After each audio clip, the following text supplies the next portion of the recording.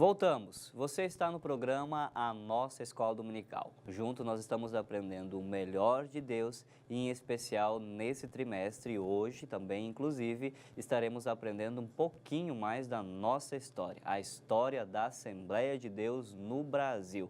Hoje, em especial, juntos vamos aprender a lição número 10. O Norte é a região pioneira.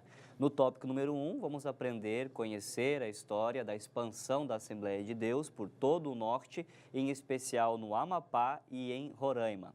No tópico número 2, no Amazonas, o seu início, o crescimento e também o seu centenário. E no tópico número 3, Rondônia, Acre e Tocantins. Será uma aula muito especial para conhecermos um pouco mais da nossa história, a história da Assembleia de Deus no Brasil.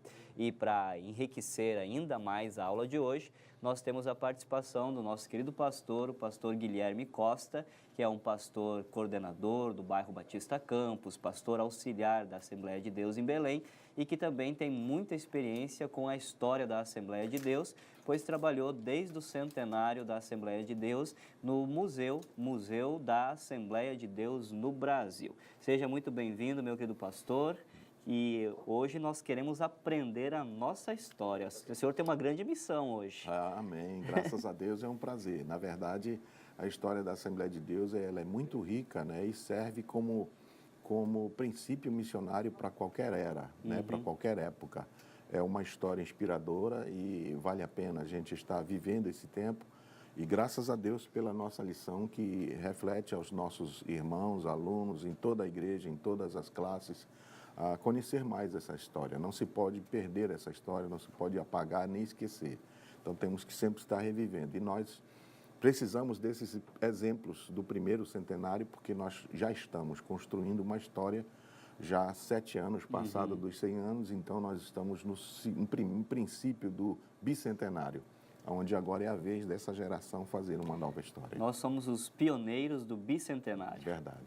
Pastor, estávamos então na lição passada, tivemos um panorama em 1910, quando os missionários chegaram, depois em 1911 nasce a Assembleia de Deus em Belém. Quais foram os primeiros passos dos missionários para a expansão e saindo de Belém, partindo para outras localidades? Bom, o importante da história é que qualquer empreendedor faria o seu negócio, estabeleceria a sua empresa no Rio ou São Paulo. O Rio era a capital do país na época e São Paulo já vivia uma explosão industrial muito grande. E enquanto que aqui era uma região isolada e assolada pelas doenças tropicais. Mas aqui tínhamos 2 frentes interessantes de trabalhadores. A estrada de ferro Belém-Bragança, e muitos nordestinos trabalhavam ali. E Daniel Berg resolve evangelizar essa rodovia, 200 e poucos quilômetros, caminhando a pé, parando de vila em vila, sempre com uma maleta cheia de literaturas. E foi até Bragança. E nessa estrada de ferro, ele ganhou alguns nordestinos para Jesus. E um deles, Cícero Canuto de Lima, depois saiu, voltou para suas terras e foram levando o evangelho no coração, abrindo grupos e células, por exemplo, nos interiores de alguns estados nordestinos, até chegar nas capitais. E, por último, Cícero Canuto de Lima já encerra sua carreira ministerial como pastor da Igreja Assembleia de Deus no Belenzinho, em São Paulo. Ele foi substituído pelo pastor Zé Wellington. Então você vê essa história, né? Como foi escrevendo Deus. O barco Boas Novas ajudou muito o missionário Gunnar Wingre a alcançar os extrativistas. Estávamos vivendo já o final do ciclo da borracha. A crise da borracha veio por concorrência de preço no mercado.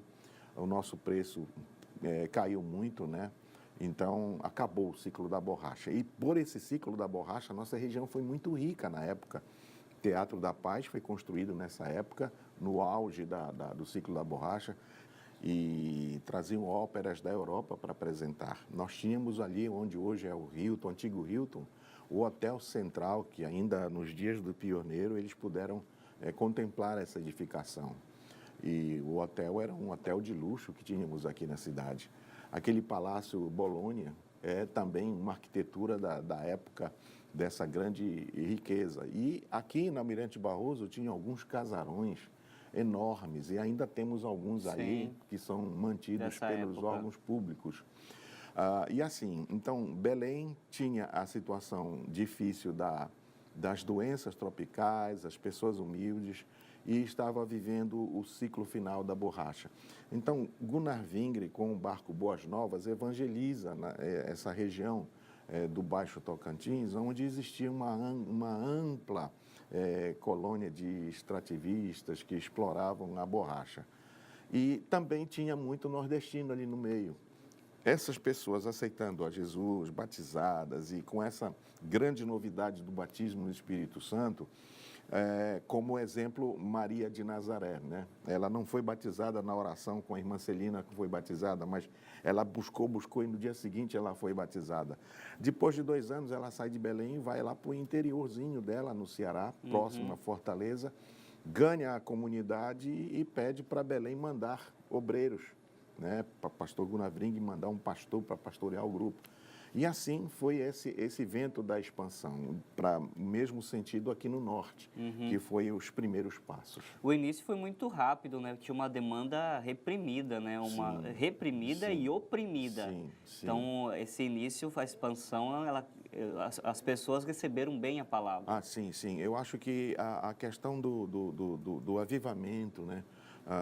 Dos dons espirituais, da cura, da libertação, do batismo no Espírito Santo, isso foi um fogo que levava as pessoas a desbravar mesmo, a ter vontade de compartilhar aquilo que estava cheio no seu coração. Então, eles iam à procura de lugares ermos, lugares isolados, como nós vamos ver nesse nosso primeiro item da nossa lição de hoje. Que é o caso do Amapá, né? Amapá. O Amapá, nessa ocasião, fazia parte do estado do Pará. Exatamente. E aí, na região norte, sai de Belém, Isso. vai para o... Aliás, não sai do Pará, né? O Amapá é Pará. Clima Coboeno Asa, ele se converte em 1913, né, no interior do Pará. E veja só, em espaço de 2 anos, 13 para 16, 3 anos, em 1916 ele segue para Macapá. Né? Macapá, nessa época, uma cidadezinha, uma vila de 1.000 habitantes, na margem lá da foz do Amazonas. E ali ele começa a pregar o evangelho e tal, de casa em casa. E sofreu perseguições, né? Até que em 1917, um ano depois, Belém envia o primeiro pastor, que foi o irmão José Matos Caravela, e que foi para abrir o trabalho, para inaugurar, para fundar, para estabelecer, de fato, a igreja em 1917. Nessa ocasião, né, o Amapá, no caso o Macapá, era uma cidade de 1.000 habitantes. 1.000 habitantes. É uma vilazinha assim na beira da foz do Rio Amazonas. E fazendo esse ciclo pela região norte, é onde que entra aqui Roraima? Roraima já entra mais lá adiante, né? Já em 1915, Curdolino Teixeira Bastos e sua família chegam em 1915 em Roraima, né? Então, eu acho que o hábito do nordestino, né, de ser explorador, ele sai da sua terra, não fica com saudade, não tem problema de logo chegar e depois tem saudade para voltar. Então, é por isso que Deus escolheu essa região, porque sabia que havia uma frente de trabalhadores, tanto da Estrada de Ferro, como também no Baixo Tocantins, de nordestinos, gente de sangue forte e que é corajoso, é desbravador. No caso, o Cordolino também é nordestino. Vai para a região de Roraima, também mais uma região muito isolada. Se Belém já era isolada do resto do país, imagine aquele estado, né? Então, Cordolino é um nordestino que está em Belém e de Belém vai para Roraima. As pessoas tinham esse fogo no coração, né?